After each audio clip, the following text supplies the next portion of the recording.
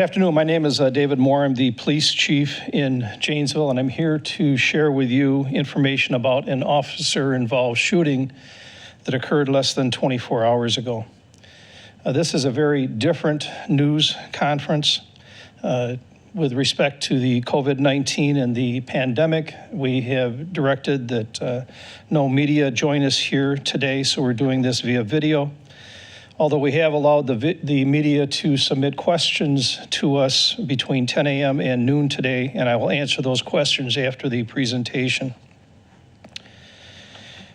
A Janesville officer was involved in an officer-involved shooting yesterday, March 26th, at about 2:45 p.m.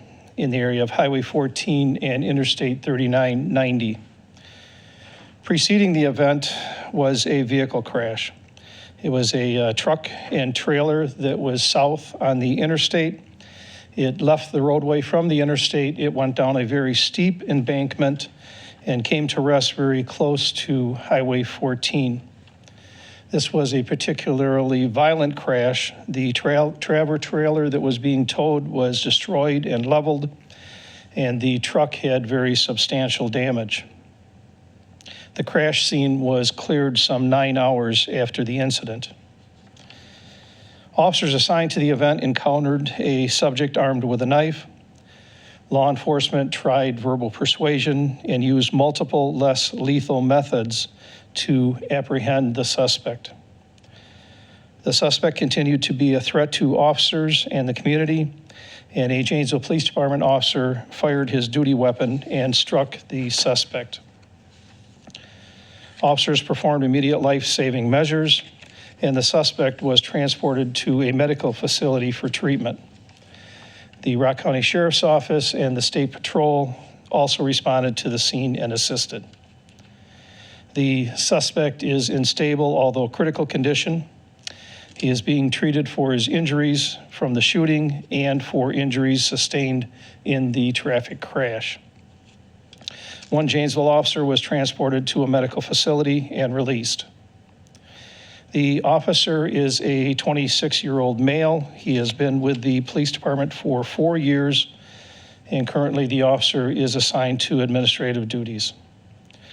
The Wisconsin Department of Criminal Investigation is leading this investigation with assistance from the Wisconsin State Crime Lab. All law enforcement agencies are fully cooperating with the Department of Criminal Investigation. The suspect is a 27-year-old male. He is not from Wisconsin, and the Department of Criminal Investigation has been in contact with his family. This investigation is ongoing. There are still more interviews to be conducted. We do not know the motive or reason for the suspect's actions. We are coordinating with the Department of Investigation for the appropriate type of arrest. So this is a very different investigation for our department. The Department of Criminal Investigation is in charge of this investigation. I support that position. They are an uninvolved party. They do not work out of Rock County, and they can give an unbiased investigation as to the involvement of the officers involved. But accordingly, I received very limited information on the investigation process. Once completed, the Department of Investigation will forward their reports to the Rock County District Attorney David O'Leary for his review and determination if proper force was used. Sometime after the release of the information to the district attorney, the investigative files will be released to me, and I'll be able to make further comment at that time. So as I answer questions, some of those questions I will not have answers for because I do not have the information. The Department of Criminal Investigation either will have that information or has that information now. The last officer-involved shooting for a Janesville police officer was in 2004, some 16 years ago. Less lethal equipment that's available to Janesville officers include OC's pepper spray, impact rounds, which are a 40 millimeter foam type projectile, and the taser. I do not want to diminish the harm that has come to this suspect, but these traumatic situations are hard on the officers as well. And accordingly, we provide diffusing, debriefing, counseling, peer supports, and involve our chaplains to allow these officers to continue their careers and serve our community. So with that, I have a number of questions that the media has sent to me. I'll go through each individual question. The first one comes from Adam Duxter of News 3 Now. And his question, and it is a parallel question to Danny Maxwell from WKOW. They're asking how the officer is doing and what led to the hospitalization. The officer is doing well. There was no injury. It's a matter of protocol for us that when an officer is involved in a traumatic event like this, they are transported to the hospital and their vitals are checked. This is from Danny Maxwell, WKOW. This call started as a traffic crash, so I imagine the police thought they were responding to a hurt person at first. When they did realize it took a turn, and how long did they have to try and calm the subject down before they tried to take him into custody when the shooting happened? This is a very good question. If you can put yourself in those officers' positions, yeah, they were sent to a traffic crash.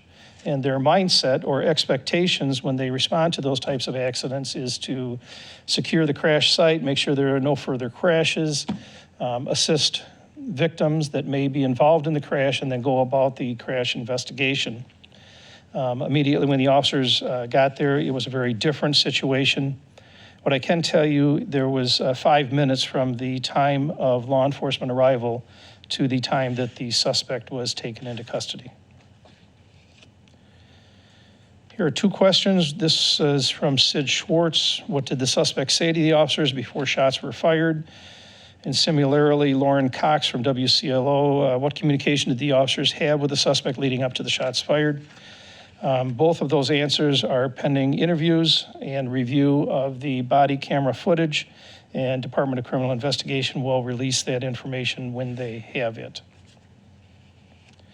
This is from Lauren Cox at WCLO. How do officers handle someone threatening themselves differently than someone threatening others?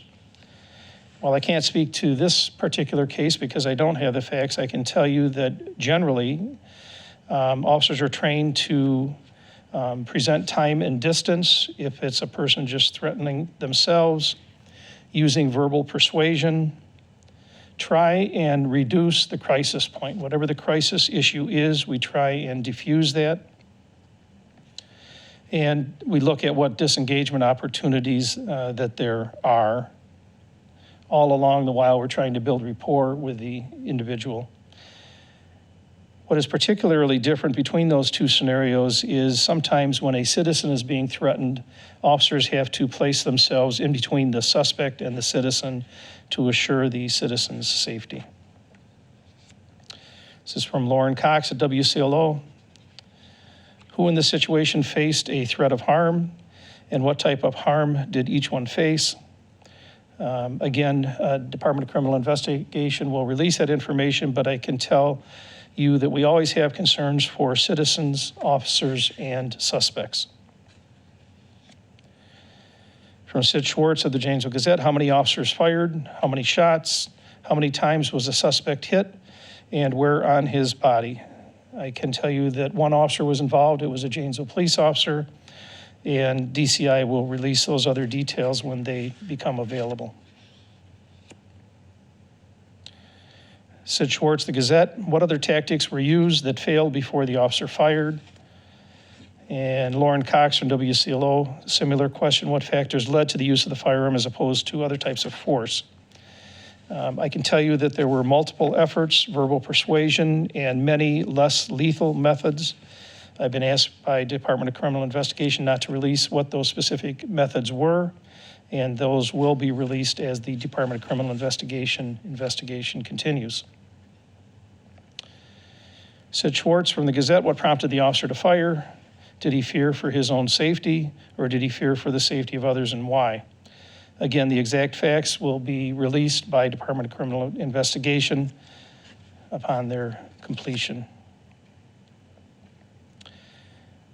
Adrian Coventry of WTVO. Was the suspect under the influence of anything? We don't know that. That'll certainly be a part of the Department of Criminal investigation. Sid Schwartz of the Janesville Gazette, how far was the officer from the suspect when the shots were fired? Department of Criminal Investigation is continuing interviews. That'll certainly be part of those interviews and part of that investigation. More to come on it.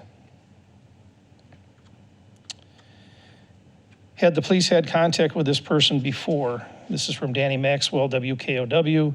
She's interested also in any past criminal record or past police contacts.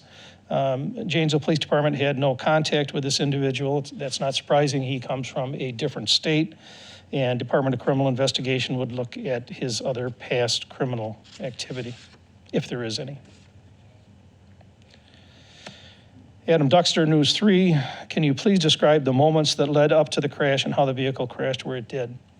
We know that the vehicle was southbound on Interstate 9039. It left the interstate. It went down a very steep embankment, and there was really horrendous damage done to both the trailer and the vehicle. I think if one was driving past it, you would wonder if the crash was even survivable. And that was at least what led to the crash. As to why the vehicle crashed, we don't know that.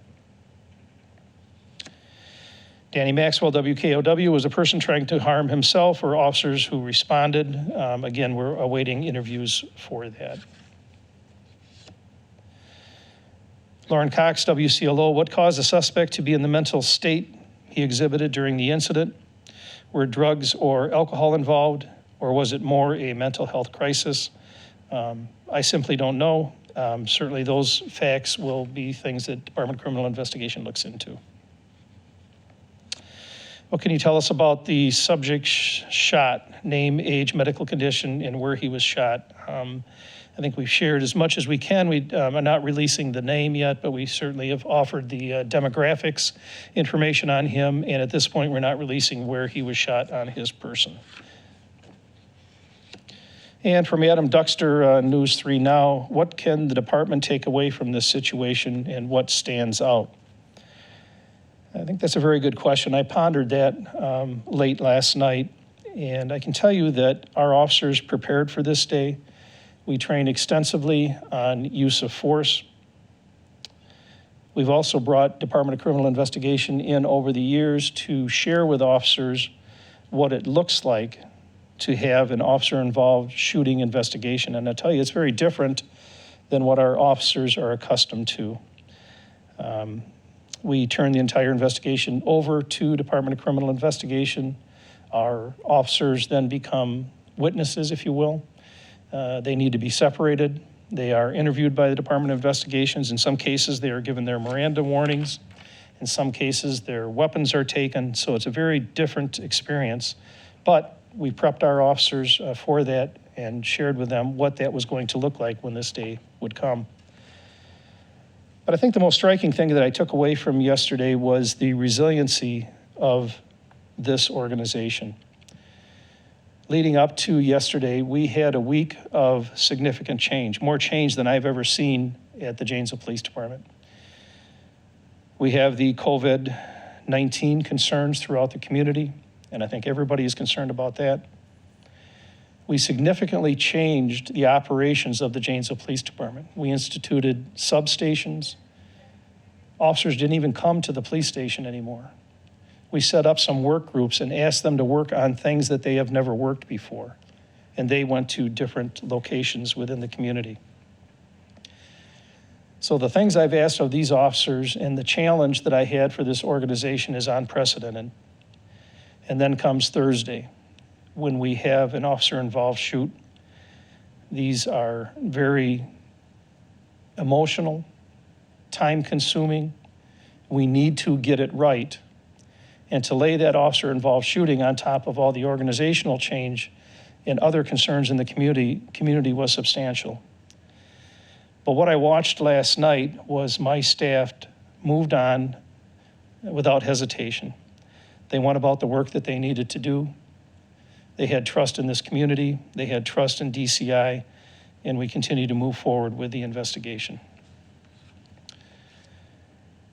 So we do ask for additional witnesses. The Department of Criminal Investigation has asked if anybody saw anything that was involved in this case or know anything, that they contact the Janesville Police Department. While we will not investigate it, we'll promptly pass it on to Department of Criminal Investigation for their attention.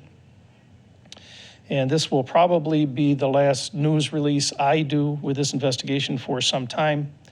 Further media contacts should go directly to the Department of Criminal Investigation, and they can share what they see as appropriate. But I can tell you it'll be a while. Again, the Department of Criminal Investigation's processes is they will first share this report with the district attorney, then they will share it with me. And at that point, I will be more than glad to share with the community what happened on this incident, the training that we have, the processes and protocols that we put into place on this matter. Thank you.